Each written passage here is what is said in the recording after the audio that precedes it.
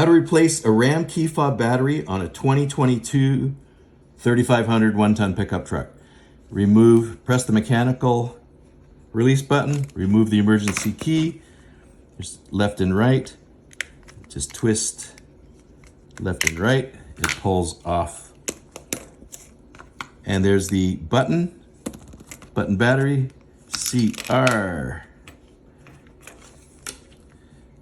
CR2032, and just take your replacement, positive side up, clipper back in, clip the halves together again,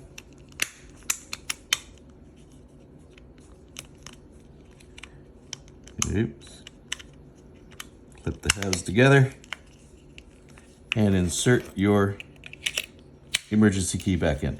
And that's how to do it.